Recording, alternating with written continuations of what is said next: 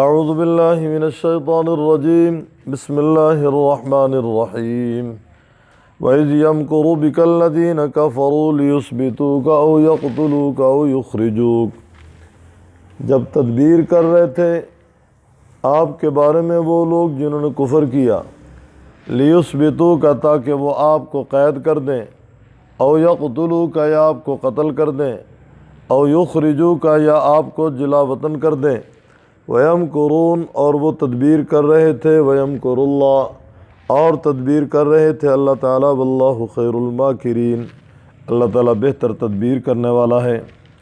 وَإِذَا تُتْلَىٰ عَلَيْهِمْ آیاتنا جب پڑھی جاتی ہیں اوپر ان کے ہماری آیات، قالوا کہتے ہیں، قد سمعنا تحقیق سنا ہم نے، لو نشاء اگر ہم چاہتے، لقلنا مثل ھذا البتہ ہم کہتے مثل اس کے، ان ھذا الا اساطیر الاولین نہیں ہے مگر کہانیاں ہیں پہلے لوگوں کی۔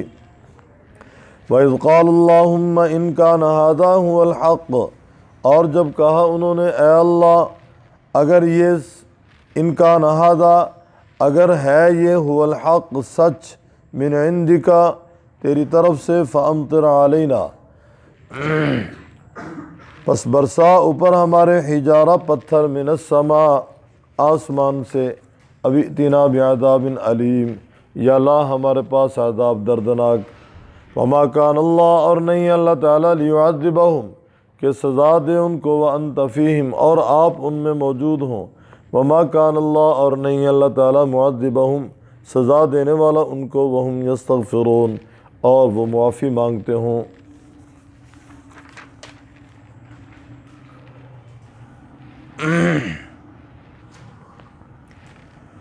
امام الانبیاء صلی اللہ علیہ وسلم کی جائے پیدائش مکہ مکرمہ ہے، آپ کا جائے مولد مکہ مکرمہ ہے۔ آپ صلی اللہ علیہ وسلم نے 40 سال مکہ والوں میں گزارے، مکہ والوں کا آپ پہ اتفاق تھا، کوئی جھگڑا نہیں، کوئی تقابل نہیں، کسی قسم کی کوئی لڑائی نہیں، کوئی تعرض نہیں۔ 40 سال کی عمر جو ہی مکمل ہوئی، اللہ تعالیٰ نے آپ صلی اللہ علیہ وسلم کو تاج نبوت عطا فرمایا اور کہا کہ اب سناؤ مکہ والوں کو میرا پیغام، قولوا لا الہ الا اللہ تفلحون۔ چنانچہ امام الانبیاء صلی اللہ علیہ وسلم نے اللہ تعالیٰ کا پیغام مکہ والوں کو سنانا شروع کر دیا۔ کل تک جو لوگ آپ کو صادق الوعد، صادق الامین کہتے تھے اور آپ کی شرافت ان کے ہاں مسلم تھی، آپ کا بچپنا، آپ کی جوانی، آپ کی صدق و امانت کے وہ قائل تھے، بچپنا اور جوانی ان کے ہاں مسلم، صدق و امانت کے وہ قائل، آج جو ہی اللہ تعالیٰ کا پیغام آپ صلی اللہ علیہ وسلم کی زبان سے انہوں نے سنا تو یکسر سب مخالف ہو گئے، اور روز بروز مخالفت ان کی بڑھتی چلی گئی، بڑھتی چلی گئی۔ جو بھی آپ علیہ السلام کے قریب آتا اس کو قریب نہ آنے دیتے، اگر کوئی ان کے ہاتھ لگ جاتا تو اس کی پٹائی کرتے، اور بہت سارے اصحاب رسول رضوان اللہ علیہم اجمعین ان کے ہاتھوں ان کے لیے تختہ مشق بنے رہے، ان کے ہاتھوں مار کھاتے رہے، اور مار بھی بڑی عجیب طریقے کی، عجیب طریقے کی سختیاں ان کی سہیں۔ اللہ تعالیٰ نے استقامت دی، اللہ تعالیٰ نے حوصلہ دیا، صبر دیا، جو اسلام میں داخل ہوا وہ پیچھے نہیں گیا، جو آپ صلی اللہ علیہ وسلم کے قریب ہوا وہ آپ سے دور نہیں ہوا۔ روز بروز یہ اسلام کی ترقی دیکھ کر مکہ والے پریشان تھے، حتیٰ کہ آپ صلی اللہ علیہ وسلم کو انہوں نے 3 سال تک ایک گھاٹی کے اندر مقید بھی کر دیا، وہ گھاٹی شیب ابی طالب کے نام سے یاد کی جاتی ہے۔ باہر سے آنے والوں کی ملاقات نہیں ہو سکتی، یہ باہر نہیں جا سکتے۔ کھانے پینے کا سامان آخر قلت آنی تھی، قلت آئی، مشکل حالات آئے۔ اس کے بعد ان کا ایک معاہدہ تھا، وہ ختم ہوا۔ آپ علیہ السلام بدستور اللہ تعالیٰ کا پیغام پہنچانے میں اپنا فریضہ ادا کرتے رہے۔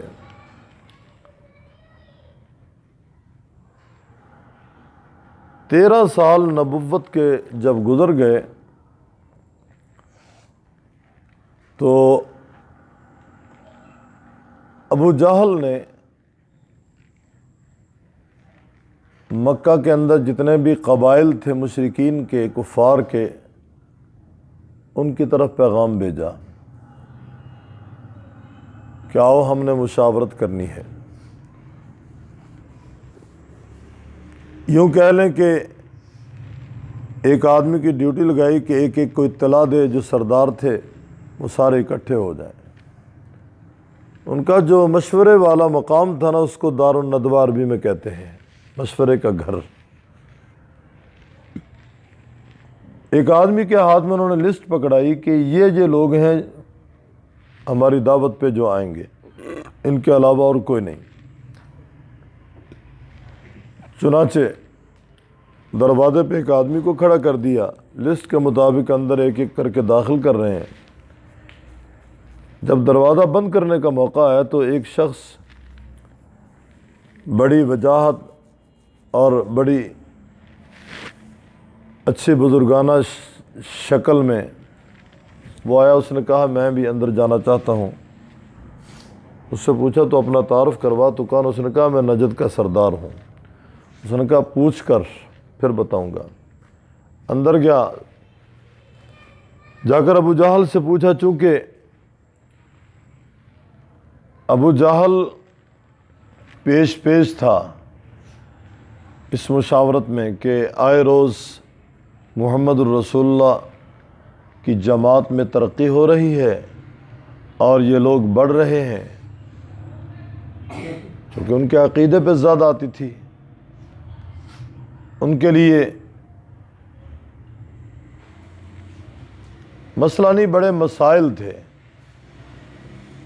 ان کا کھانا پینا، ان کی عیاشیاں اور ان کی بدماشیاں اور ان کی بے حیائیاں، وہ ساری کی ساری ختم ہو رہی تھیں۔ اس نے کہا کہ ٹھیک ہے، وہ نجد کا سردار ہے تو آنے دو۔ چنانچہ وہ بھی اندر چلا گیا، مشاورت شروع ہو گئی۔ ابو جہل نے کھڑے ہو کر تقریر شروع کی کہ تمہیں پتہ ہے محمد ہمارا بھتیجا ہے اور روز بروز اس کی جماعت میں ترقی ہو رہی ہے، کسی طریقے سے سد باب ہونا چاہیے، کیا کیا جائے؟ چنانچہ ایک شخص اٹھا، ابو البختری کو نیت سے وہ جانا جاتا تھا۔ اس نے کہا کہ میرا مشورہ ہے ہاتھ پاؤں میں بیڑیاں ڈال کر محمد کو کسی مقام پہ ڈال دیا جائے، معاذ اللہ۔ اس نے کہا میں اتفاق نہیں کرتا آپ کی اس رائے سے، اور لوگوں نے بھی اتفاق نہ کیا۔ اس نے کہا جو تجربہ کر چکے ہو دوبارہ نہ دہراؤ۔ شیب ابی طالب میں 3 سال تم نے مقید رکھا، اس کی جماعت بڑی ہے، کم نہیں ہوئی۔ انہی دنوں میں حضرت ابو ذر غفاری رضی اللہ تعالیٰ اسلام میں داخل ہوئے تھے۔ انہوں نے کہا ٹھیک ہے، میں اپنی رائے واپس لیتا ہوں۔ ایک اور شخص اٹھا، اس نے کہا کہ میری رائے ہے کہ ان کو شہر بدر کر دیا جائے، مکہ سے باہر نکال دیا جائے، جلا وطن کر دیا جائے۔ اس نے کہا کہ میں آپ کی اس رائے سے اتفاق نہیں کرتا، اور لوگوں نے بھی اتفاق نہ کیا۔ اس نے کہا جہاں بھی یہ جائے گا تو یہ اپنی جماعت، اپنا لشکر تیار کر کے تم پہ حملہ آور ہوگا۔ اس پہ بھی اتفاق نہ ہوا۔ اس نے کہا میں بھی اپنی رائے واپس لیتا ہوں۔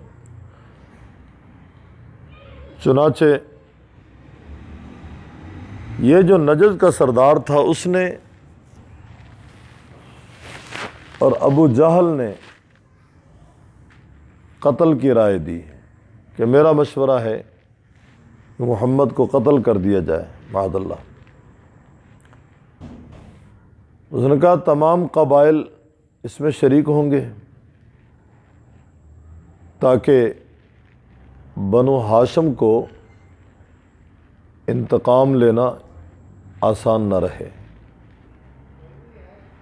چنانچہ اس بات پہ سب کا اتفاق ہو گیا۔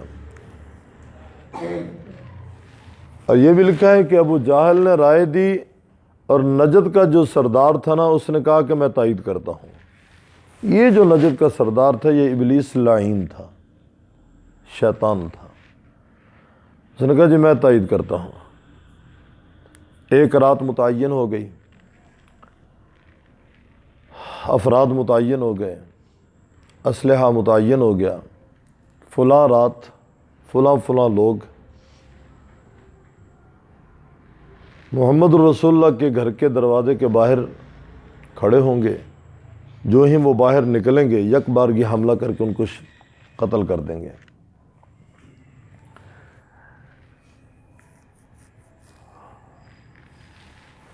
اللہ تعالیٰ کے ہاں بے خفیہ تدبیر ہو رہی تھی اور یہ بھی خفیہ تدبیر کر رہے تھے۔ اسی کا ذکر ہے یہاں اذ یمکروا بک الذین کفروا۔ مکر کے معنی خفیہ تدبیر کے ہیں۔ عیسیٰ علیہ السلام کے بارے میں جب یہود نے خفیہ تدبیریں کی وہاں بھی یہی الفاظ ہیں وَمَكَرُوا وَمَكَرَ اللَّهُ وَاللَّهُ خَيْرُ الْمَاكِرِينَ۔ گویا ایک ان لوگوں کی تدبیر تھی، ایک اللہ رب العزت کی تدبیر تھی خفیہ۔ اللہ کی تدبیر ان کی تدابیر پہ غالب آ گئی۔ وہ لوگ عیسیٰ علیہ السلام کو سولی پہ لٹکانا چاہتے تھے، اللہ تعالیٰ نے حضرت عیسیٰ علیہ السلام کو آسمانوں پہ اٹھا لیا۔ گویا انہی میں سے ایک آدمی جو حضرت عیسیٰ علیہ السلام کے مشابہ تھا اس کو انہوں نے پھانسی پہ لٹکا دیا، سولی پہ لٹکا دیا، اور آپس میں ان کا جھگڑا ہوا۔ ایک طبقہ کہنے لگا جی مسیح قتل ہوئے ہیں، انہوں نے کہا پھر اپنا کہاں ہے؟ دوسرا کہنے لگا جی اپنا قتل، انہوں نے کہا پھر مسیح کہاں ہے؟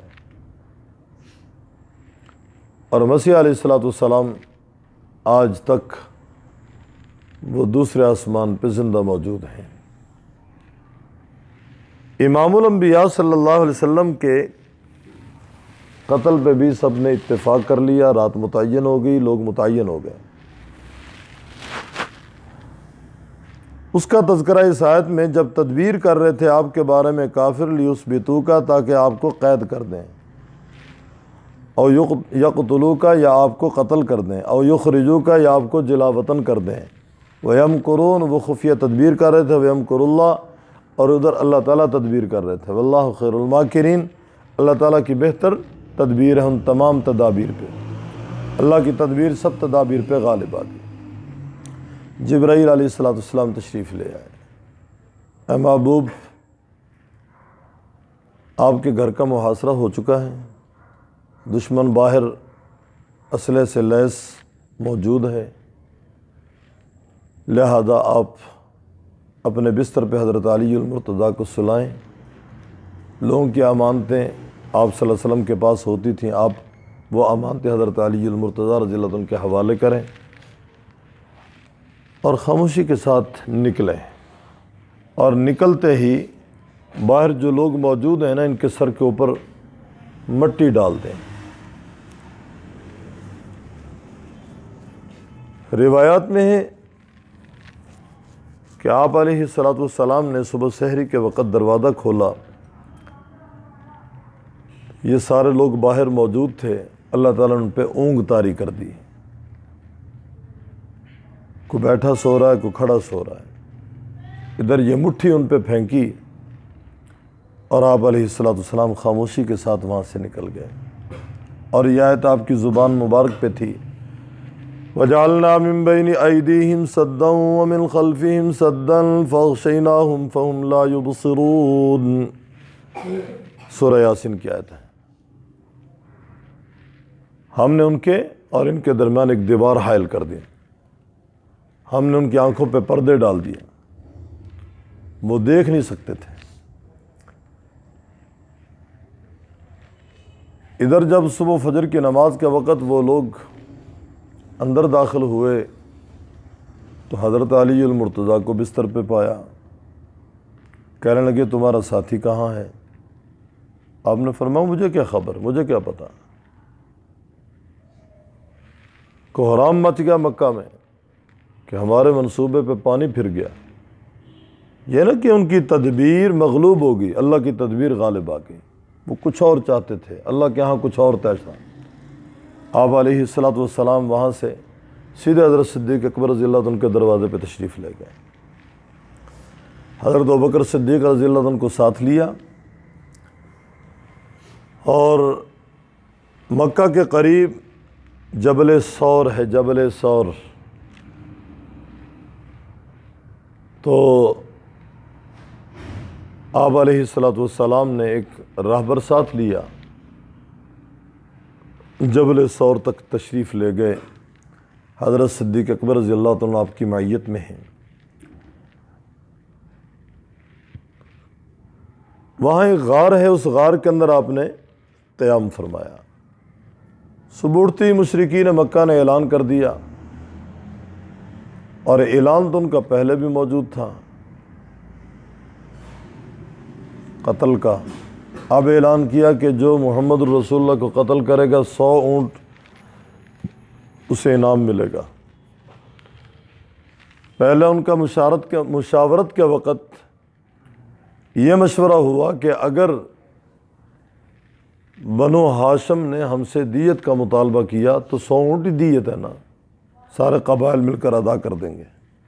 اب انہوں نے اعلان کیا کہ جو قتل کرے گا 100 اونٹ اسے انعام ملے گا۔ لوگوں نے دوڑیں لگا دیں، اور خود ابو جہل ایک اپنا وفد لے کر، ایک کھوجی لے کر ان قدموں کو پہچانتے ہوئے غار تک پہنچ گیا۔ اب یہاں اللہ تعالیٰ کی تدبیر غالب دیکھیں کیسے آئی۔ اللہ رب العزت نے مکڑی کو یہ بات القاء کی کہ فوری طور پہ دروازے پہ اپنا جالا بنا، گھر بنا، اور روایات میں کہ وہاں ایک کیکر کا درخت بھی اگ گیا، ادھر اس نے جالا تن دیا۔ اور مکڑی کے جالے کا تذکرہ قرآن پاک میں ان اوہن البیوت لبیت العنکبوت، کمزور گھروں میں سب سے کمزور گھر مکڑی کا ہے، اور یہاں اس کمزور گھر نے ایک مضبوط قلعے کا کام دیا، مضبوط قلعے کا۔ ادھر ایک کبوتری کو اللہ تعالیٰ نے یہ بات القاء کی کہ وہاں اپنا گھونسلہ بنایا اور اس میں انڈے دے، ایک انڈا یا 2 انڈے اس گھونسلے کے اندر یا 3 انڈے موجود تھے۔ کھوجی غار کے دروازے تک لے گیا اور کہنے لگا یہ قدم اندر جا رہے ہیں۔ اس نے کہا تیرا دماغ خراب ہے، اگر قدم اندر جا رہے ہیں تو یہ جالا نہ ٹوٹتا، تیرے پیدائش سے پہلے کا جالا لگا ہوا ہے، یہ کیکر کا درخت ہے، یہ کبوتری نے انڈے دیے ہیں، تیرا دماغ ٹھیک نہیں ہے۔ چنانچہ وہیں سے انہوں نے واپسی کی۔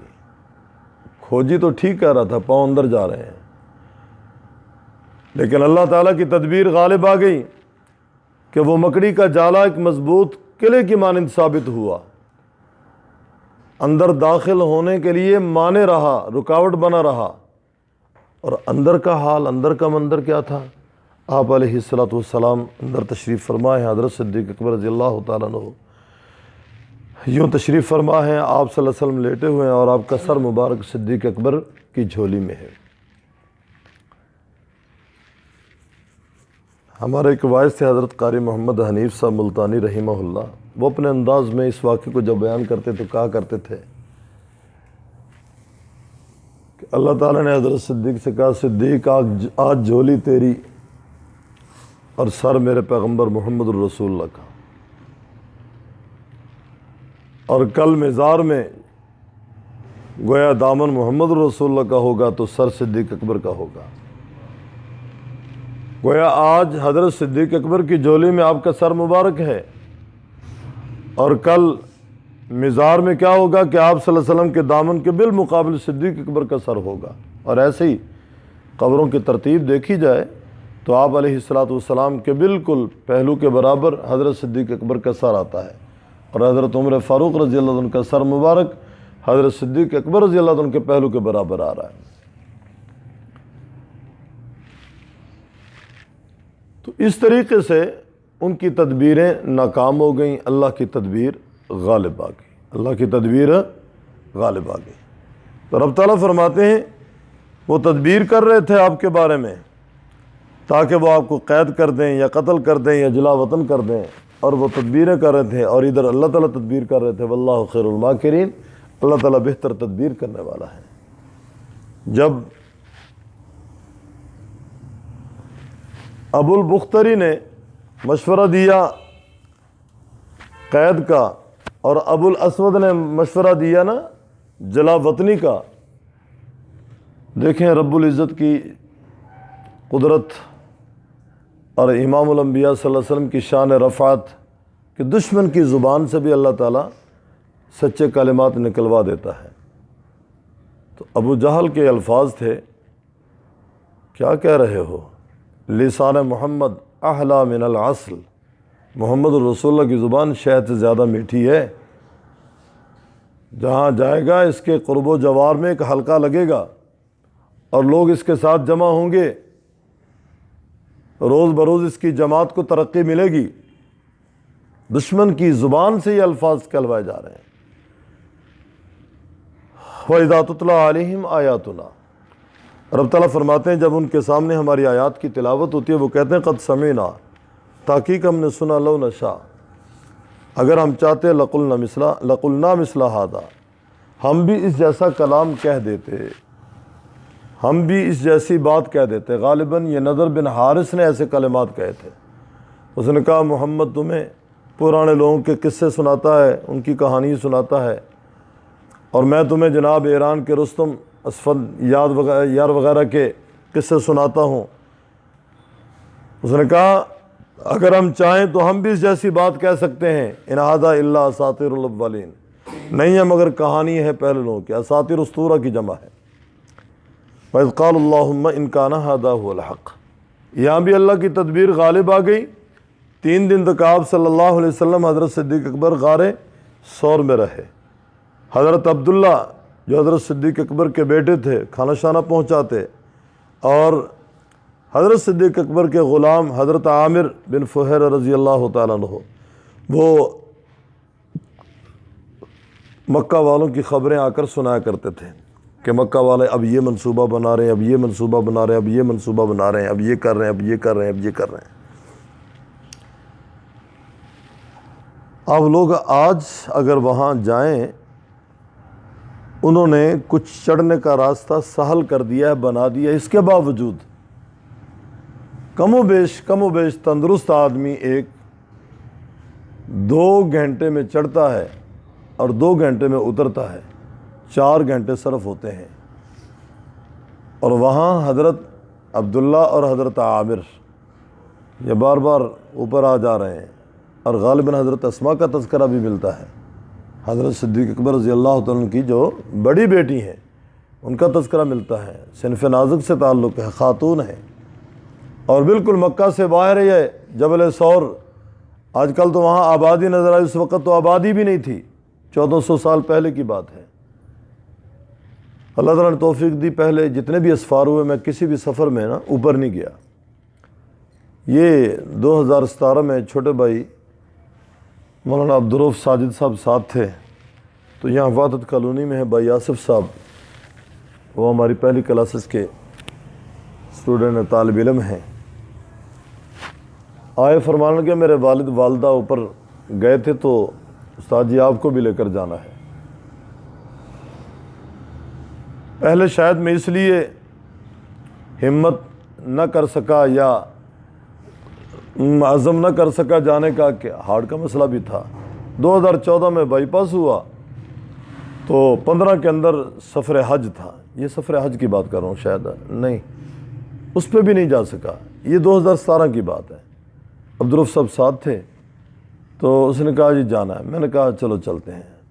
چھوٹے عبدالرؤف صاحب بیمار بھی تھے، ان کی HB ساری 14 کی بجائے 7 رہ گئی تھی۔ اس حال میں بھی بہرحال وہ غار حرا پہ بھی گئے، غار ثور پہ بھی گئے، بلکہ غار حرا پہ ان کا چھوٹا بیٹا تھا 4 سال کا، وہ چڑھ کر گیا، چڑھ کر واپس آیا۔ غار حرا پہ ہمارے گھر کی خواتین جو ساتھ تھیں وہ بھی گئیں، غار ثور پہ صرف جو مرد حضرات تھے وہ گئے۔ 2 گھنٹے جانے کے، 2 گھنٹے آنے کے، دشوار کن سفر ہے۔ گویا راستہ انہوں نے کچھ ہموار کیا بھی ہے، کچھ سیڑھیاں انہوں نے بنائی بھی ہیں جانے کی، اس کے باوجود مشکلات ہیں۔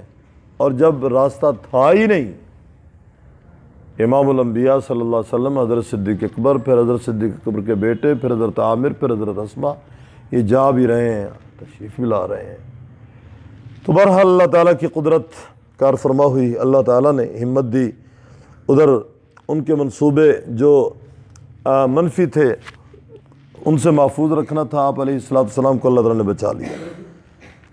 ایک اور اللہ تعالیٰ کی تدبیر غالب آ گئی۔ مشرکین مکہ نے پیچھا نہیں چھوڑا، آپ علیہ السلام مدینہ طیبہ تشریف لے آئے تو ٹھیک اگلے سال وہ بدر کے میدان میں جا کر ڈیرا لگا رہے ہیں کہ ہم کسی بھی صورت میں مسلمانوں کو نہیں چھوڑیں گے، یہ مسلمانوں کی جو جماعت ہے نا ہم اس کا خاتمہ کریں گے، اور اس ارادے سے گئے بدر کے میدان۔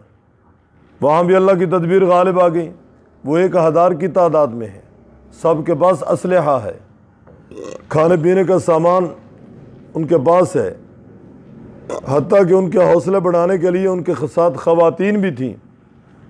ادھر 313 نہتھے، 8 تلواریں، 6 زریں، کسی کے پاؤں میں جوتا نہیں، کسی کے سر پہ کپڑا نہیں۔ اللہ نے ان 313 کو غالب کر دیا۔ وہ تعداد میں 3 گنا زیادہ ہیں، اس کے باوجود مغلوب ہوئے، ان کے 70 مردار ہوئے، 70 گرفتار ہوئے۔ یہاں بھی اللہ کی تدبیر غالب آ گئی، اور نکلتے وقت کعبۃ اللہ کا غلاف پکڑ کے یہ دعا کر رہے ہیں، اللہم ان کان ھذا ھو الحق، اے اللہ اگر یہ قرآن کریم، یہ محمد رسول اللہ کا دین، یہ اسلام اگر یہ سچا ہے، تیری طرف سے ہے، ہم نہیں مانتے، ہم تو منکر ہیں، فامطر علینا حجارۃ من السماء، یعنی کفر بھی ہے، سینہ زوری بھی ہے، ہم منکر ہیں، ہم نہیں مانتے، برسا ہم پہ پتھر آسمان سے، لا ہم پہ عذاب، کر ہمیں تباہ، ابھی اتنا بعذاب علیم، یا لا ہمارے پاس دردناک عذاب، وما کان اللہ لیعذبہم۔ پہلی آیات میں اللہ تعالیٰ نے ہجرت کی علت بیان کی، ہجرت کا سبب بیان کیا ہے کہ آپ صلی اللہ علیہ وسلم مکہ مکرمہ سے مدینہ طیبہ تشریف کیوں لے گئے۔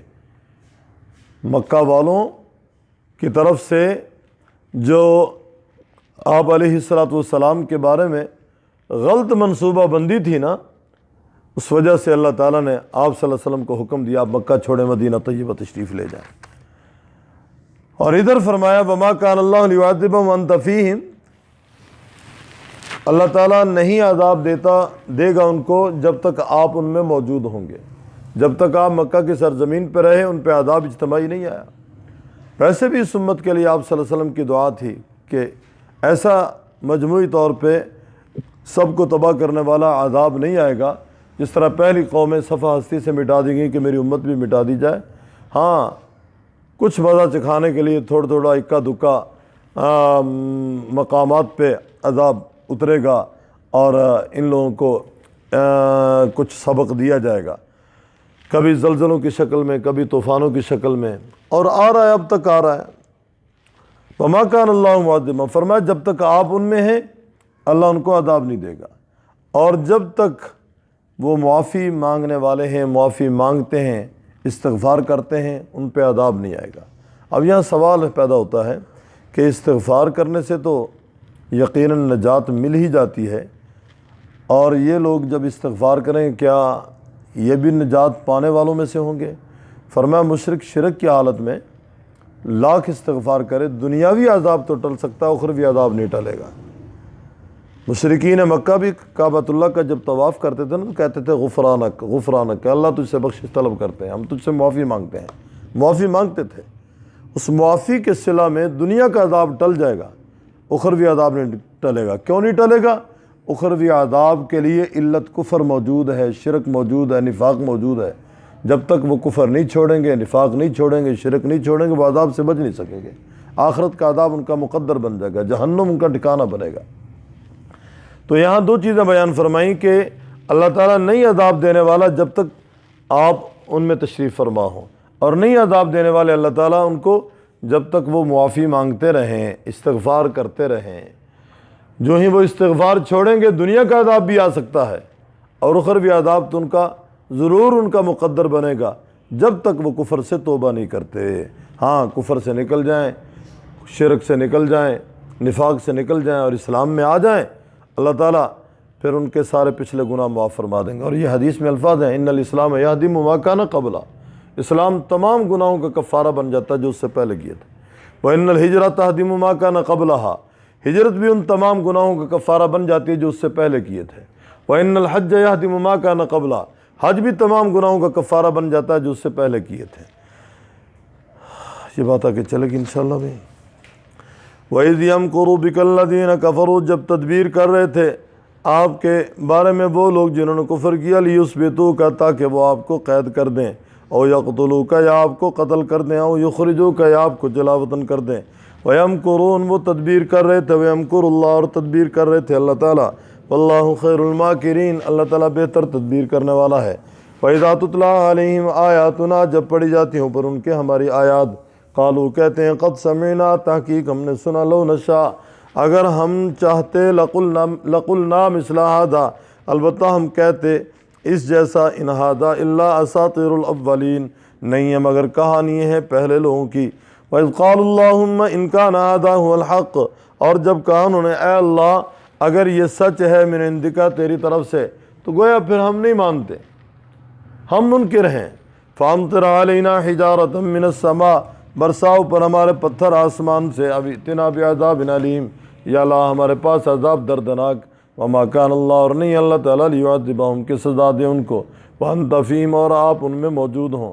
وما کان اللہ، اور نہیں اللہ تعالیٰ، معذبہم، سزا دینے والا ان کو، وہم یستغفرون، اور وہ استغفار کرتے ہوں، معافی مانگتے ہوں۔